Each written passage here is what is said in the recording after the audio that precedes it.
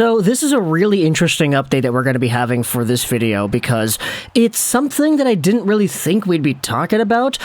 Either way, we're going over to the QMJHL, then over to the AHL, and then we're going to finish off the video by talking about the NHL. Because when it comes to the Quebec Major Junior Hockey League, we had ourselves a Sherbrooke Phoenix team that was just eliminated in the QMJHL postseason in 4 games by the Charlottetown Islanders.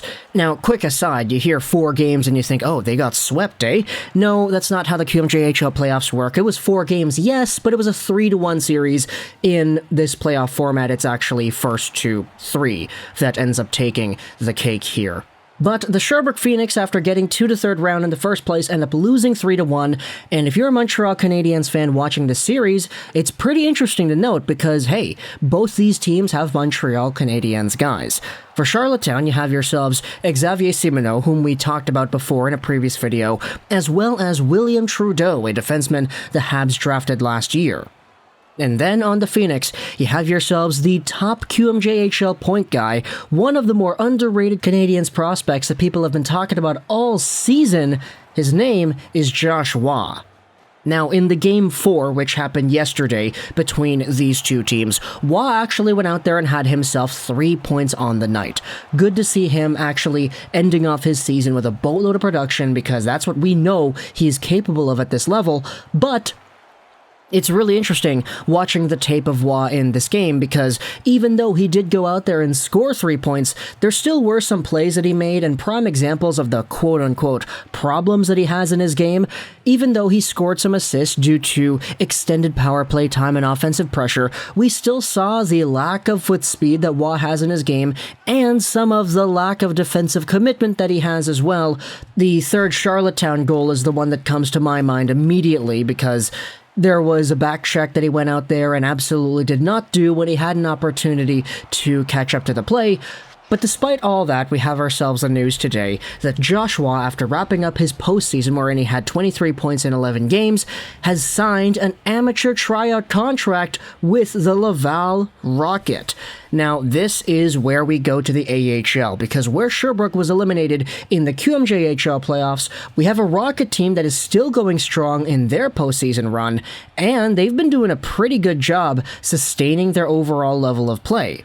In the North Division semifinals, the Laval Rocket beat the Syracuse Crunch in Game 5, with that final game being a Laval overtime win 3-2. Gabriel Bourque is the hero, as Danik Martel sets him up, and the Laval Rocket are on to the second round. Or, I guess the third round technically, because the Laval Rocket series against the Syracuse Crunch was technically the second round due to the AHL's formatting of the play-in round 1-ish sort of thing they have. It's kind of weird, but against the Rochester Americans, they absolutely smoked the competition, winning that series 3-0.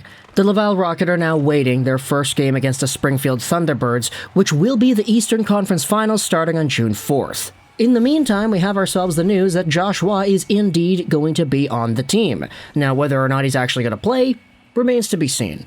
He is a QMJHL top scorer who's coming over to a pro men's league to practice with the guys, stick around with the guys. Who knows if he gets any playing time whatsoever, especially considering the circumstances. I know the AHL is a developmental league, but they're so far into the playoffs at this point, and they don't want to blow it for sure. I could totally understand if the Laval coaching staff look at Josh Waugh and they say, hey, you're 18 years old, your footwork isn't great. This is a pro men's league. There are no other players that are under 20 that are from the CHL. Everybody that is under 20 is either from college or Europe, and we might be playing the most important 8 to 14 games of our entire season in the next few weeks here. Is it okay, Josh, if you just sit on the sidelines for now? That doesn't mean he won't play. If he does play, it means the AHL coaching staff is like, hey, this is a good player. He's really good, and he actually can help us out. But based off of how the Laval Rocket like to play, based off of the talent they have and the way the points are being distributed amongst this organization, you can kind of get a feel as to how the Rocket do their business. I mean, Danik Martel is a feisty, energy kind of guy who loves to get in the face of people, and he's leading the team in points. You also have wingers like Raphael Harvey-Pinard and Joel Teasdale all there too, and they're energy guys as well. So I do question Josh Waugh and his mobility so far in the AHL, but Of course, just being around the guys, seeing the work ethic, and practicing with the team would be a very good step in his development heading into next season. We know that because he's only 18, turning 19 years old, he's not allowed to play in the AHL next year. That's why this time around he's only on an ATO deal, an Amateur Tryout Contract. This player, by the time next season rolls around, will either play in Montreal or in the QMJHL once again. So this little stint will be pretty beneficial for his development. Now going back over to the NHL, I wanted to focus your attention onto this article on Montreal Hockey Now published on May 26th by Jimmy Murphy. Will the Canadiens free up cap space by trading Christian Dvorak? Now, Christian Dvorak is a name that we've discussed a ton before. We've made an entire video. Actually, two, I think, talking about the trade conversation and whether or not the Canadiens will go out there and shop him again, make room for Shane Wright, have Suzuki, Wright, and, I don't know, whoever the heck else you want to have in there, Paling, I guess. But this article on Montreal Hockey Now goes out there and says that Montreal has Christian Dvorak's name out there, an NHL source confirmed to MHN on Thursday. I'm not saying the Habs are shopping him, but from the sounds of what I've heard, the NHL source says, lately teams are thinking of inquiring if they haven't already.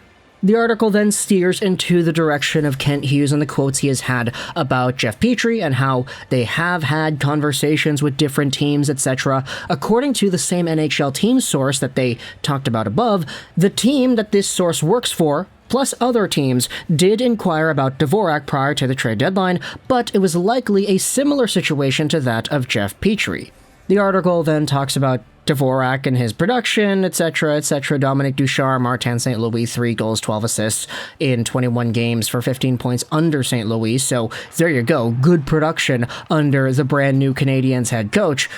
What could Dvorak net the Canadiens on the trade market other than cap space as well? I would think a first or a prospect and a second or a third, not a high first, mid to lower, another NHL source said.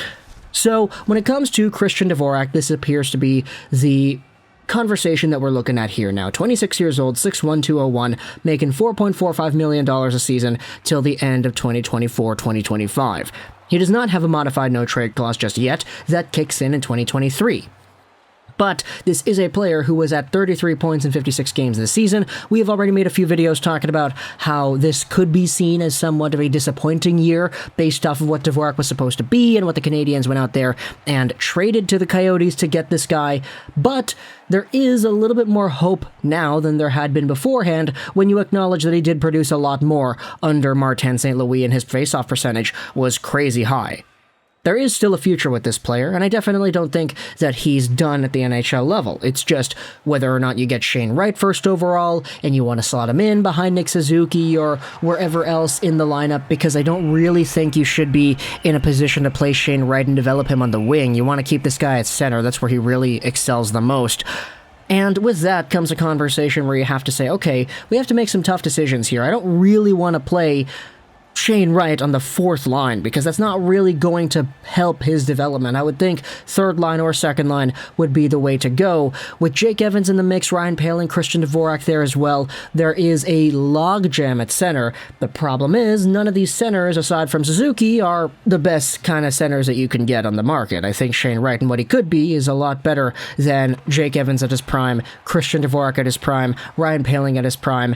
It's kind of funny when you look at how the Canadiens were dealing with this center thing back in like 2018, for example, when they needed more centers. They traded for Nick Suzuki, and then they drafted Kotkaniemi, and Kotkaniemi, to his credit, really has not lived up to any of the hype that he's had over the past few years, especially as a third overall guy, but I guess we're going to talk about that tomorrow more, because, yeah, the Carolina Hurricanes fan base, they've got a lot to say about him too.